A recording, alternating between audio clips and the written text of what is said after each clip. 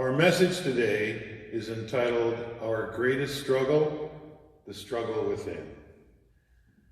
I believe that maybe one of the greatest struggles we human beings experience are the struggles that are within ourselves. Paul is writing about an internal struggle. He writes of a struggle between what he wants to do and what he knows he ought to do, or what he knows is right. Paul writes, "So I find this law at work. Although I want to do good, evil is right there with me. For in my inner being I delight in God's law, but I see another law at work in me, waging war against the law of my mind and making me a prisoner of the law of sin at work within me." If I could, I would like to reframe this a bit. I think we can agree that Paul is talking about two forces at work within himself. There is one that he names sin, or his sinful nature. He then names the other God's law. He says, "For in my inner being I delight in God's law." And I wonder if we could say today, knowing most of the story, that Paul may be talking about the Christ within him, what we have called maybe the immortal diamond. And I wonder if we could name what he calls sin, or our sinful nature, an unhealthy superego. A struggle between our true inner self with Christ at the center and our false self created by an unhealthy ego. I think in my own life, there has been a seemingly constant struggle between what I want to do or feel the need to do and what I ought to do or what I am called to do. And really, isn't this our greatest struggle? And if we can think about it, isn't scriptures we read and study try to address this struggle within ourselves? I need to say here that developing an ego is a part of life. We need an ego. The issue arises when that ego is developed on the false image of ourselves and devoid of any connection with our true inner self, or we could say with our Creator or with God. For example, we may want to see ourselves as being generous or caring of others. But what is it that motivates us? If it is because we thrive on attaboys or recognition, then we are just trying to satisfy our ego.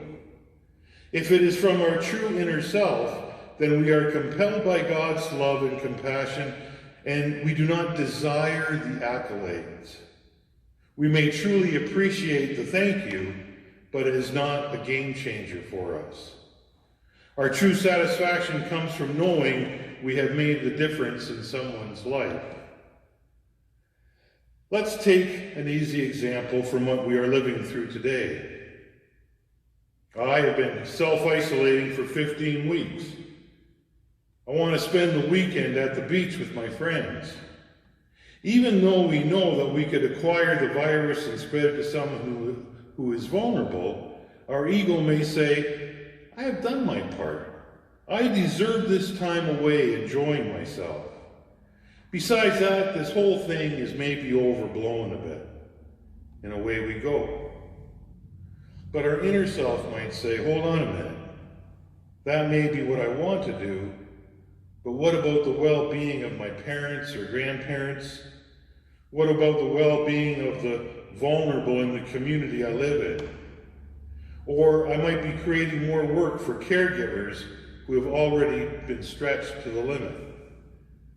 Maybe I guess I will read a book this weekend or spend quiet time with my family." Another example is that we know it is wrong to talk about others in a negative light. We know it is wrong to gossip. But how many times have we been with a group and an individual begins to talk about a member of the community in a disparaging way? And maybe, just maybe, we have got caught up a bit in it. And maybe it made us feel better about ourselves in the moment. That discussion has come from a damaged ego or born within a person who is experiencing low self-esteem. It has not been born in that person's true inner self. And maybe after a time they or we begin to feel that nudge of regret, a bit of guilt. The unhealthy ego is the master of self-deception. For example, consider the bigot. Because of his lack of self-esteem, he desires to make himself superior to someone. Because of this, he makes a series of false claims regarding maybe members of another race or religion, preferably people who are already at a social disadvantage, therefore reinforcing further the bigot's claim to superiority over them. But in order to maintain the stance of superiority, he moves further and further from his true inner self. The unhealthy ego, his false self, must continue to attribute to the objects of his contempt any number of the loathsome characteristics which he must deny in himself. These are maybe simple examples to help us begin to understand a very complex dynamic that is at work within us. St. Augustine, St. Paul, Martin Luther, and so many others we have named as saints throughout history dealt with the great internal struggle between what they have desired to do and what they knew from somewhere within themselves what was right to do. I want to challenge us a bit today. I want to use a difficult example to illustrate all this a little better. An example that may make us feel maybe a bit uncomfortable. A husband and wife with 2 children are going about the work of living. They are making ends meet, but it is still a bit of a struggle. There have been a number of trips to the Caribbean over the years that are still on the credit cards and only partially paid off.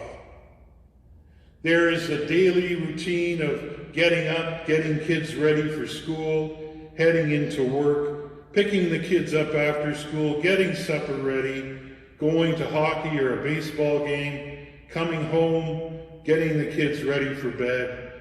Maybe they can scratch together an hour to rest, off to sleep, and 8 hours later it all begins again. There's not a lot of time to pay attention to each other. But everyone is healthy, and besides the normal everyday stuff, things are okay. The true inner self, the Christ within us, would compel us to be thankful. Thankful that our kids are healthy, that we have work, that our partner works hard with us, even though we cannot do some of the great stuff we would like to do. We are grateful. But we are also brought up in a culture that teaches us that more is better, that we deserve to be happy. We deserve to reward ourselves every year with a trip to the Caribbean or Disney World, or maybe to Cuba, or maybe to South America, or maybe to Belize. Around us, maybe couples are doing all the stuff that we want to do. A couple next door has just put in a pool, maybe a hot tub, and every weekend there are parties. And before long, if we let our ego get away from us, we find ourselves longing for something more. We may begin thinking we deserve something more, that the grass begins to look greener somewhere else, and maybe even with someone else. And we become vulnerable. And then the opportunity presents itself, and we give in. Our false self wins. and the greatest internal struggle a human can live through begins. You know, the commandment that says, "You shall not commit adultery," is part of the legalistic code of the Tanakh. But I believe that commandments were given to protect us. God knew and knows the pain we would cause ourselves if we broke them. The Christ within us is still within us, but is a suffering Christ. The hidden relationship goes on, and as always, there is a moment that it is found out. Lives and families collapse, and the affair eats away at the very heart of everyone involved. But here we are in this liminal space between what has been and what will be, and the internal struggle is overwhelming. Our unhealthy ego, our false self, tries to drown out the voice of the Christ within us. Because if it doesn't, then we have to fully accept our human vulnerability and frailty. And an unhealthy ego or superego wants no part of this. We create a storyline that justifies what we have done. I wasn't happy, and I deserved to be happy. They were not fulfilling my needs. I felt alone. And after the initial shock, the hurt and pain, there always becomes the hard decision. And this is the space we need to become still. We need to sit in the pain and feel it. Because Christ is right there with us. Christ will point toward reconciliation. But our unhealthy ego, our false self, might point us the other way. We may become defiant and continue demonizing everyone else for our own mistake made during a time of vulnerability. We may decide to leave and move on in a new relationship, listening to words like, "Kids are resilient. This will be better for everyone." From outside, we may say that the unhealthy ego or false self won the day, but I can tell you this, the Christ within is still within. Eventually, as life rolls on, we will desire to seek forgiveness. Something else happens. Christ will always forgive us. And when we do feel truly forgiven, something within us happens. When we feel the love and mercy of Christ extended to us from those that we hurt, we are compelled by that same love to seek some kind of reconciliation with all those that we have hurt. There is an understanding that we will come to, and it can be painful. And that is, we cannot create true happiness on the pain of someone else, or at the expense of someone else. And over time, we will all come to understand this in all aspects of our living. And it is a difficult awakening, the birthplace of regret and guilt. You know, in our gospel reading, we hear the good news when Jesus says, "Come unto me, all who are heavy burdened." And I wonder if Jesus is not only talking about those of us that are enduring pain and suffering, but also talking about those of us carrying burdens of regret and guilt for whatever we may have done in our life. Jesus tells us that his yoke is easy and his burden light. And I wonder if Jesus is telling us all we need to do is open ourselves to his love. When we finally come to God with everything we are, with the good and the bad, with our egos, with our guilt and regret, it is here that we experience big love. You know, us humans can't seem to know the good news that we are God's beloved on our own. It has to be mirrored to us. All of us are essentially social beings. Another has to tell us that we are beloved and that we are good. We can't seem to accept this on our own.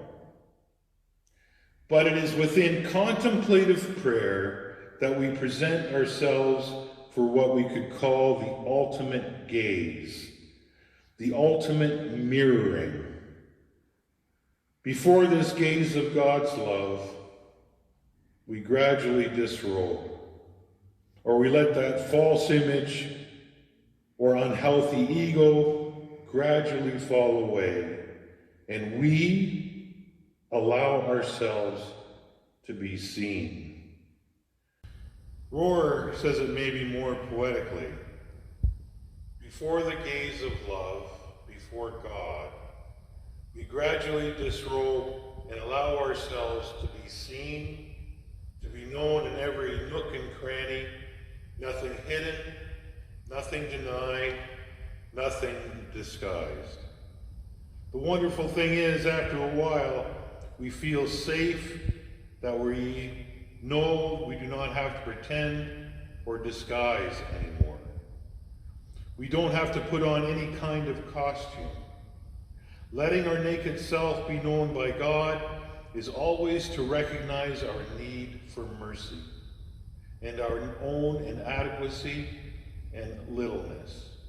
We realize that the best things we have ever done have often been for mixed and selfish motives, not really love.